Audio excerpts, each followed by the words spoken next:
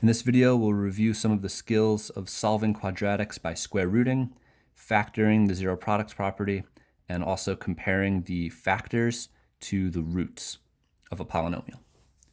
All right, so we'll start with lesson one's objective. I can solve by square root.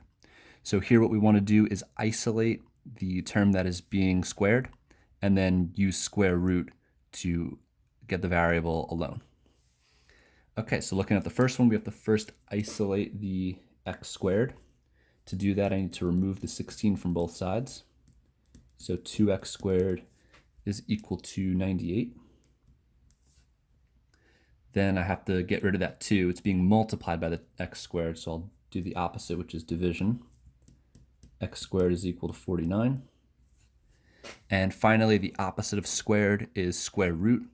So I will square root both sides of the equation. And whenever you're the person to write in the square root, when you're square rooting the equation, you have to include both the positive and negative root.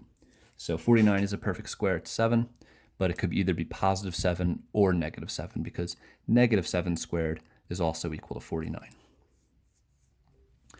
Sometimes when solving with square roots, we see we have more than one term being squared.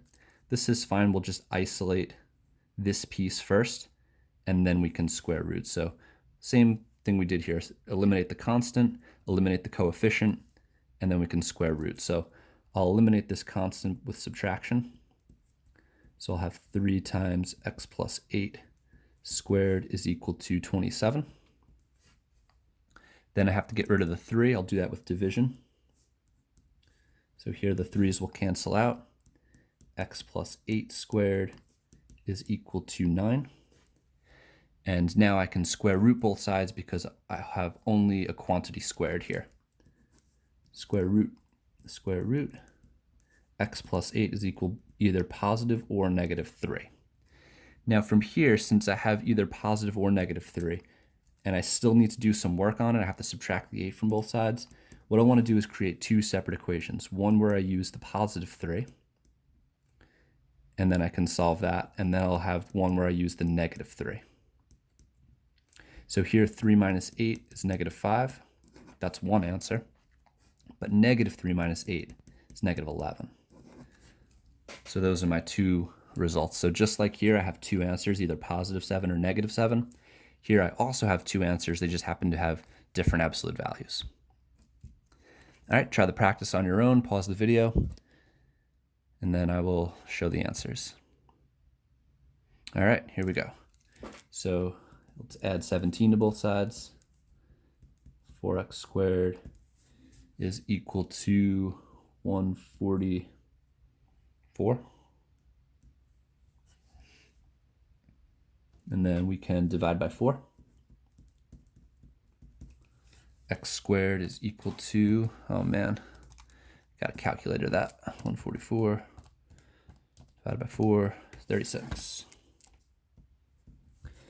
And then once I have my quantity squared by itself, I can use square root, and x will equal positive or negative 6. In number 2, I have to isolate the x plus 1 squared, so I'll subtract 4. 5 times x plus 1 squared is equal to 320. Have to eliminate the 5. I'll do that with division. X plus 1 squared will equal 320 divided by 5, 64. Then I can square root. X plus 1 is equal to positive or negative 8. Now I have to subtract this 1 because I want to get x by itself. And when I do that, I want to make 2 separate equations. X is equal to positive 8 minus 1, or x is equal to negative 8 minus 1. Over here, x will equal 7, and here x will equal negative 9. So notice that for all of these, we're getting 2 answers, which should always, well, most of the time be true for quadratics, because they can have a maximum of 2 roots. 2 x-intercepts. In lesson 2, we use the zero products property. The zero product property says if you have 2 quantities being multiplied and it's equal to 0, you can set each quantity equal to 0 and solve individually. So I'll split x equals 0 and x plus 4 equals 0. This one's already done for us because x is isolated, so 0 is an answer. Over here, I need to subtract 4 from both sides, so x is negative 4. For example 2, we have 3 quantities. So I'll say 2 is equal to 0, 4x plus 5 equals 0, and x minus 7 equals 0. 2 is not equal to 0. So I'm going to put a slash to the equal sign and disregard this as a solution. For the second factor, I have a two-step equation. First, I'll subtract 5 from both sides. Then I'll divide by 4. And I'll leave this as the fraction negative 5 over 4. If you want to write it as a decimal, that's fine too. And finally, I'll add 7 to both sides here, and x will equal 7. So I have two answers, negative 5/4 or 7. That means if I were to plug either of these in for x, the whole answer would equal to 0. All right, we've got 2 practice problems. Pause the video and try them on your own. Okay, let's see the solutions. Zero product property says I will take each quantity that's being multiplied and set it equal to 0. Here I can divide both sides by 2 and x equals 0. Here I can subtract 4 from both sides. X is equal to negative 4. This one's going to give me a two-step equation. So I will subtract 2 from both sides first. 3x is equal to negative 2. Then I can divide by 3, and x is the negative 2/3. Here for x minus 8, I have to add 8 to each side, and x equals 8. Okay, so that was the zero product property.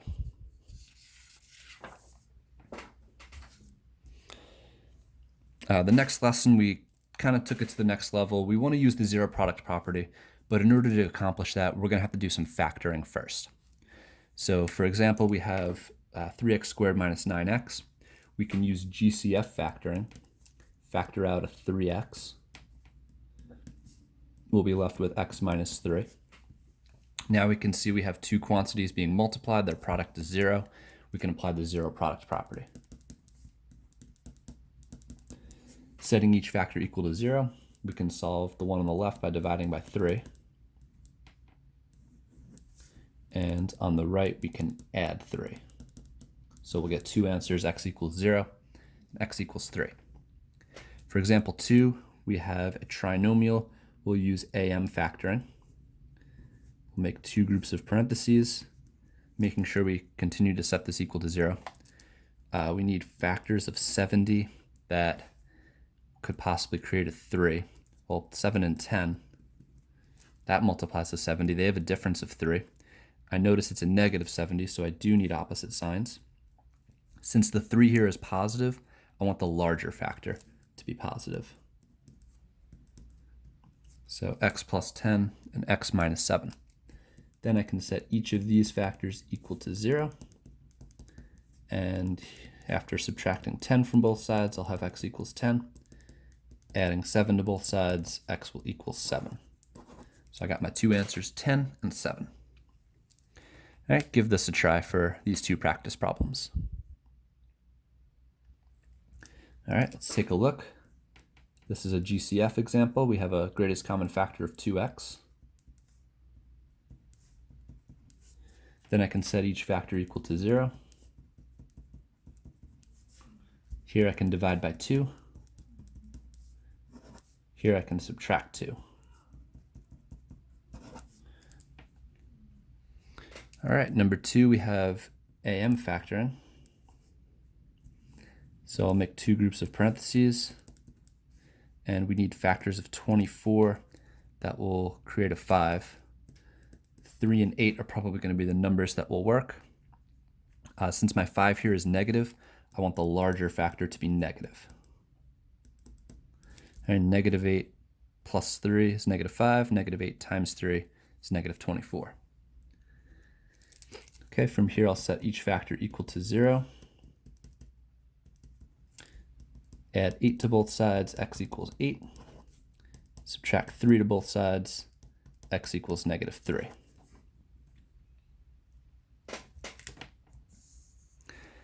Okay, sometimes before we can factor and use the zero product property, we always need to set the equation equal to 0. So here we can't factor just yet because it's equal to 96. So what I need to do first is subtract 96 from both sides. Now once my expression is equal to 0, then I can factor and use the zero products property. So here will be AM factoring. We got to multiply to 96 and add to 4. So I'll make two groups of parentheses. If you're having trouble with these factors coming up with the list, remember there's the trick with the y equals screen. You can do 96 divided by x and then go over to your table. And in your table of values will be all the numbers that multiply to 96. And we're looking for the pair that could possibly create a 4. So something with a difference of 4. So here we have 8 and 12. That'll be a good pair. So 8 and 12. Notice our 4 is positive, so I want my larger factor to be positive.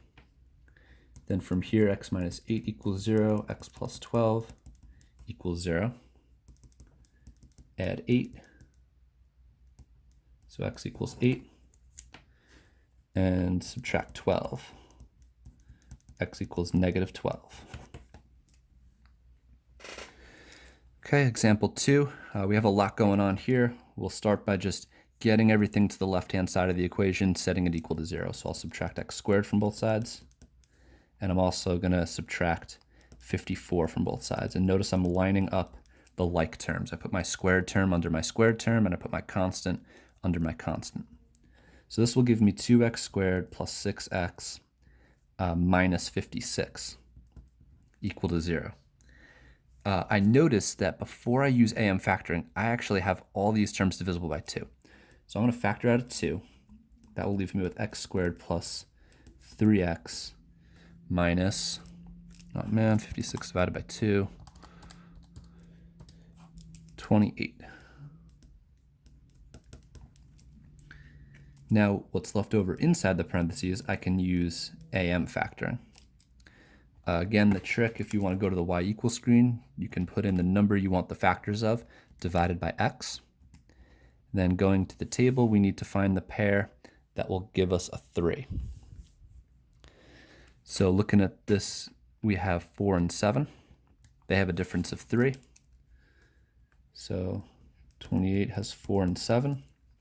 Since we want a positive 3, we're going to have our x plus 7 because 7 is the larger factor. Okay, from here, I'll set each factor equal to 0.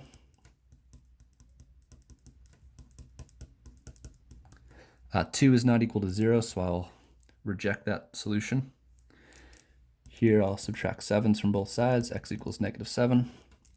Here, I can add 4 to both sides, and x equals 4. And we have our two solutions.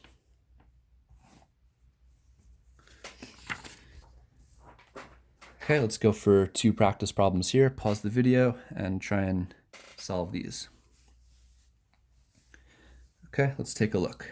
So first we got to set it equal to 0. I have to get rid of this 71, so I'll add 71 to both sides. X squared plus 17x plus 72 equals 0. Then I will look for factors of 72. And they have to create a 17. Here I have 8 and 9. 8 and 9 make 17 when added together. So I'll have x plus 8, x plus 9. Right? 8 plus 9 is 17. 8 times 9 is 72. Then I can set each factor equal to 0. And solving each, I'll have x equals negative 8 and x equals negative 9.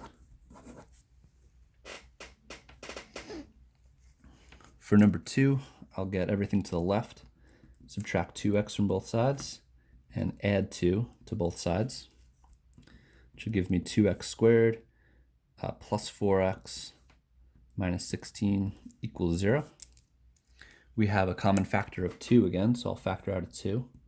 X squared plus 2x minus 8. Then I want to use AM factoring and factor what's left over in the parentheses. Got to multiply to 8 and add to 2. I'll use a 4 and a 2. And since my 2 is positive, I'll have plus 4 and minus 2. Zero products property, I'll set each factor equal to 0. That solution I'll reject because 2 is not equal to 0. X will equal -4, and x will equal +2. And as we see in the next lesson here, the factor always has the opposite sign of the root or the solution.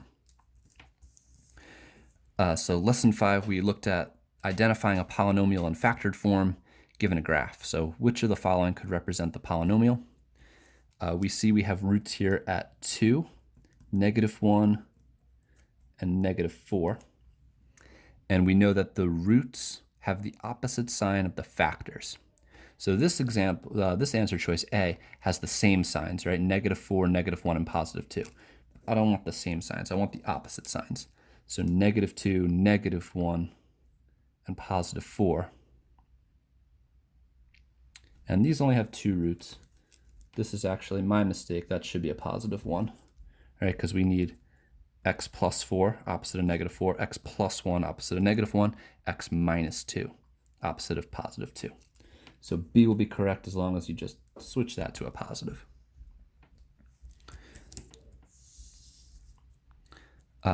Try this one on your own.